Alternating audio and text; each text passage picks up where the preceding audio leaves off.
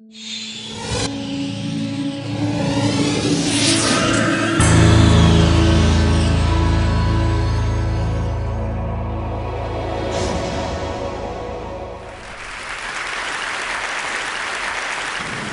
a magician, I try to create images that make people stop and think. I also try to challenge myself to do things that doctors say are not possible. I was buried alive in New York City in a coffin, buried alive in a coffin in April 1999 for a week. I lived there with nothing but water. And it ended up being so much fun that I decided I could pursue doing more of these things. The next one is I froze myself in a block of ice for 3 days and 3 nights in New York City. That one was way more difficult than I had expected. The one after that, I stood on top of a 100-foot pillar for 36 hours. I began to hallucinate so hard that the buildings that were behind me started to look like big animal heads. So next I went to London. In London I lived in a glass box for 44 days with nothing but water. It was for me one of the most difficult things I'd ever done, but it was also the most beautiful. There were so many skeptics, especially the press in London, that they started flying cheeseburgers on helicopters around my box to tempt me.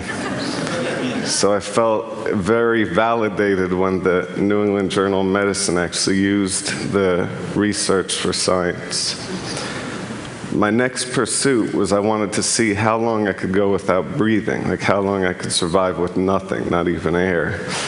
I didn't realize that it would become the most amazing journey of my life. As a young magician, I was obsessed with Houdini and his underwater challenges.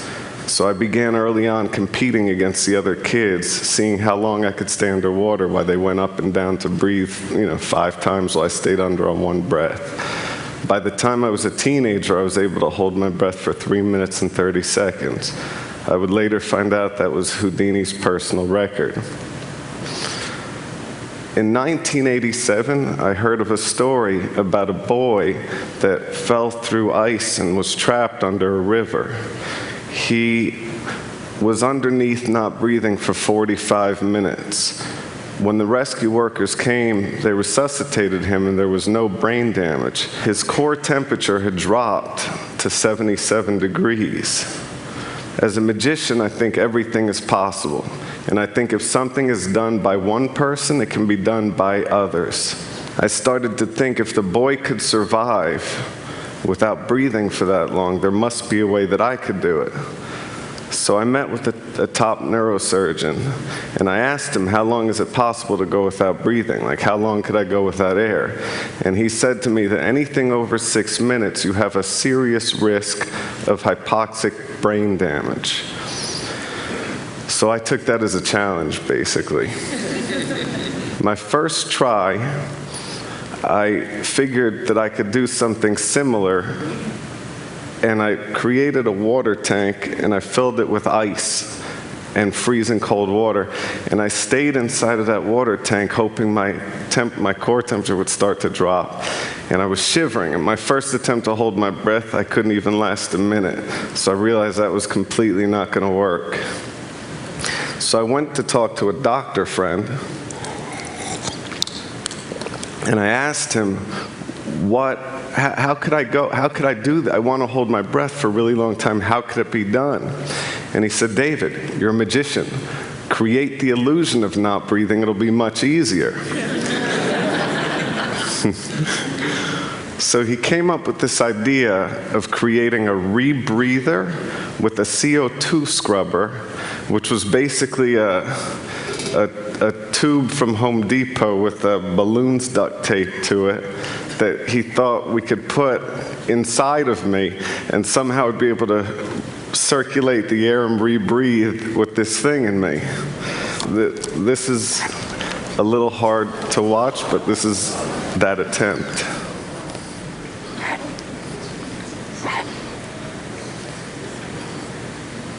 So that clearly wasn't going to work.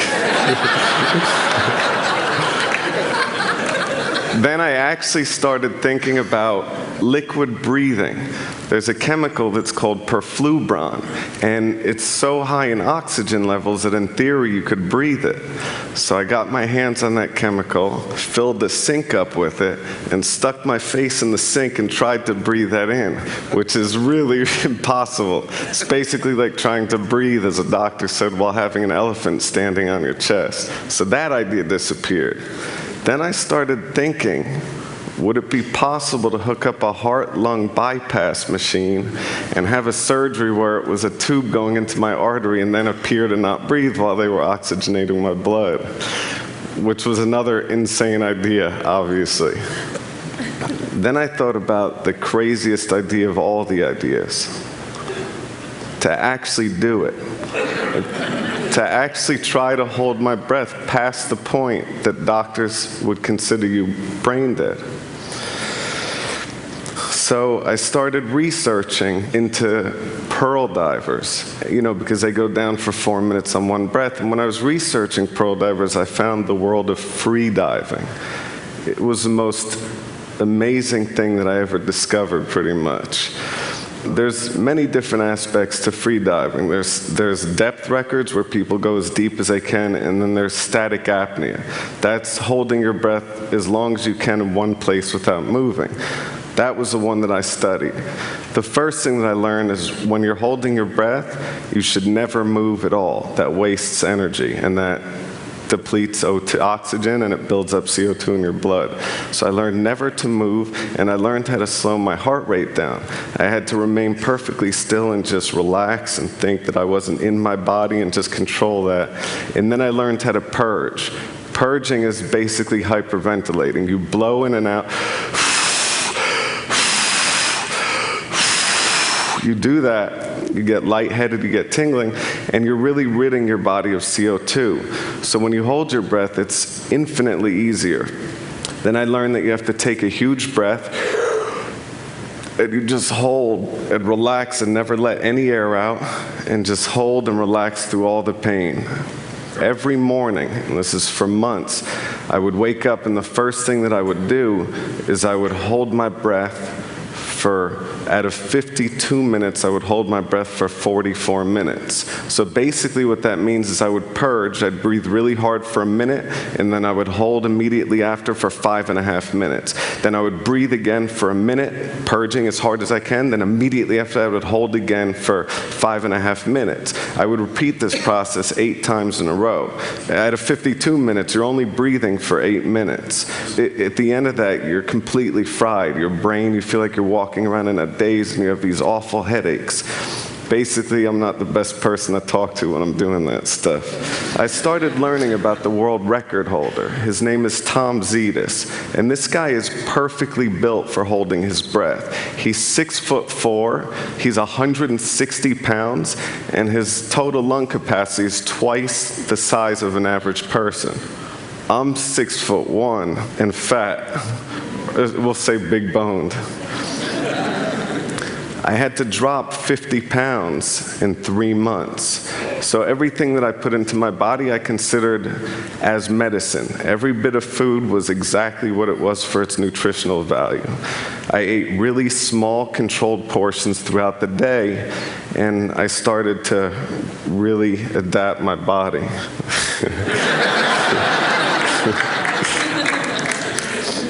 The thinner I was, the longer I was able to hold my breath, and by eating so well and training so hard, my resting heart rate dropped to 38 beats per minute, which is lower than most Olympic athletes.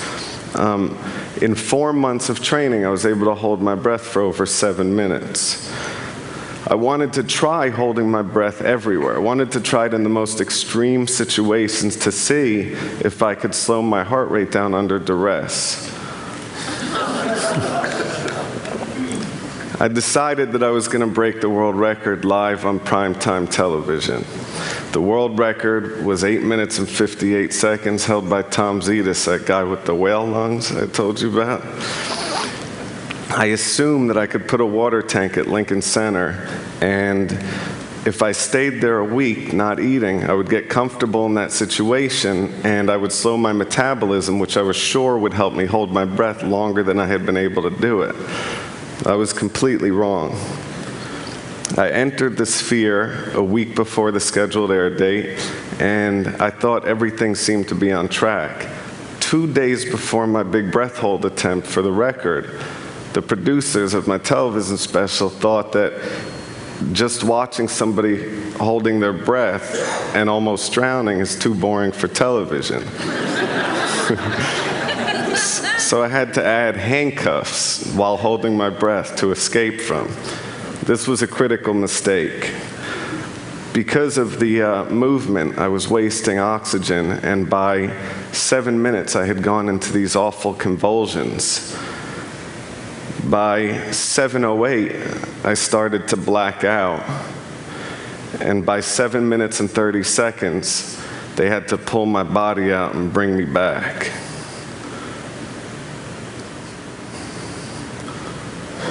I had failed on every level. So naturally, the only way out of the slump that I could think of was I decided to call Oprah. I told her that I wanted to up the ante and hold my breath longer than any human being ever had. This was a different record. This is a Puro 2 static apnea record that Guinness had set the world record at 13 minutes. So basically, you breathe Puro 2 first, oxygenating your body, flushing out CO2, and you're able to hold much longer. I realized that my real competition was the beaver.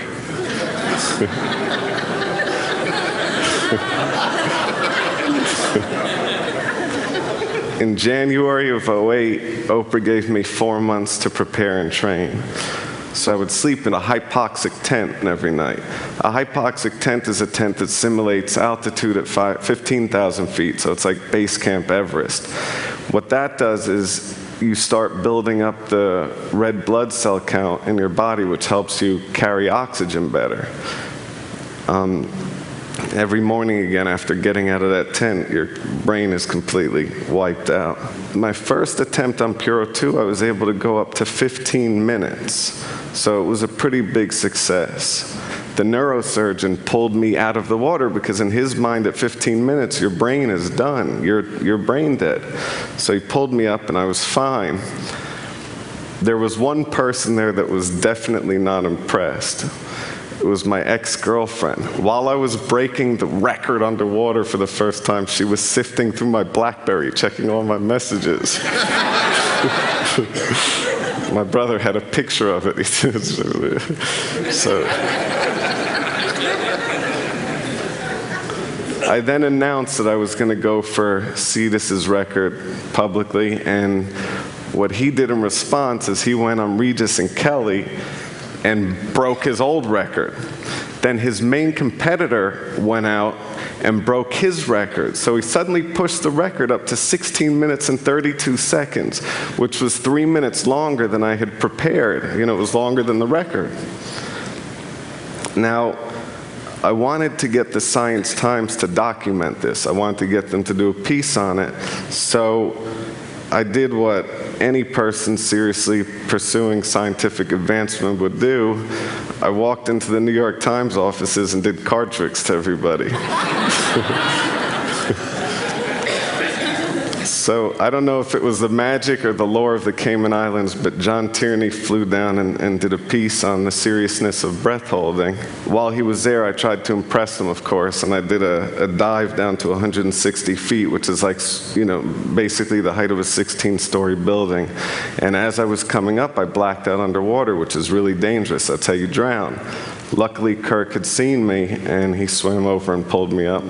So I started full focus. I completely trained to get my breath hold time up for what I needed to do. But there was no way to prepare for the live television aspect of it being on Oprah. But in practice, I would do it face down, floating on the pool. But for TV, they wanted me to be upright so they could see my face, basically.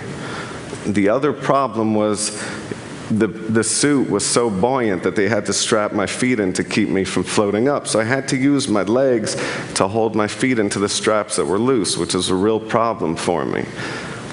That made me extremely nervous, raising the heart rate. Then what they also did was, which we never did before, is there was a heart rate monitor, and it was right next to the sphere. So every time my heart would beat, I'd hear the beep, beep, beep, beep, you know, the ticking really loud, which is making me more nervous, and there's no way to slow my heart rate down. So normally, I would start at 38 beats per minute, and while holding my breath, it would drop to 12 beats per minute, which is pretty unusual.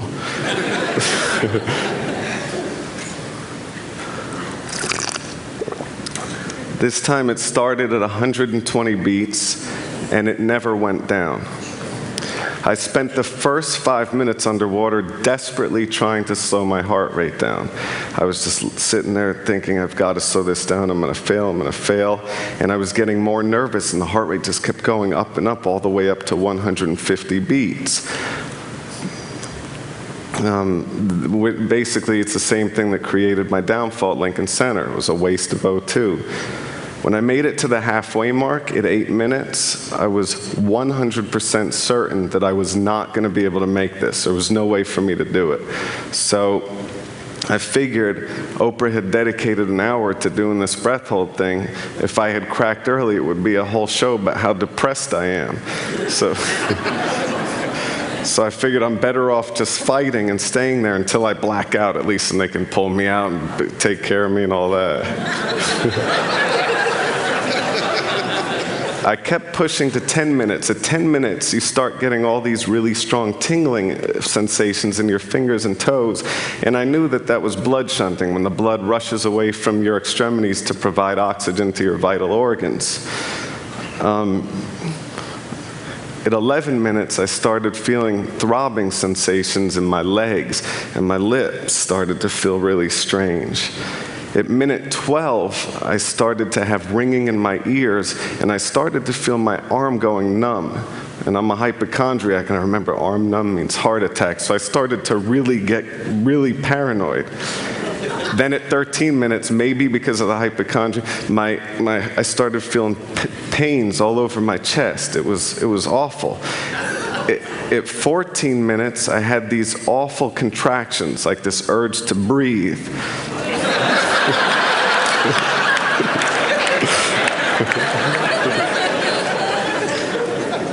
At 15 minutes, I was suffering major O2 deprivation to the heart, and I started having ischemia to the heart. My heartbeat would go from 120 to 50 to 150 to 40 to 20 to 150 again. It would skip a beat, it would start, it would stop, and I felt all this. And I was sure that I was going to have a heart attack. So at 16 minutes, what I did is I slid my feet out, because I knew that if I did go out, if I did have a heart attack, they'd have to jump into the body and take my feet out before pulling me up. So I was really nervous. So I let my feet out, and I started floating to the top. And I didn't take my head out, but I was just floating there waiting for my heart to stop. Just waiting. They had doctors with the, so sitting there waiting. And then suddenly I hear screaming. And I think that there's some weird thing, that I had died or something had happened. And then I realized that I had made it to 1632. So with the energy of everybody that was there, I decided to keep pushing, and I went to 17 minutes and 4 seconds.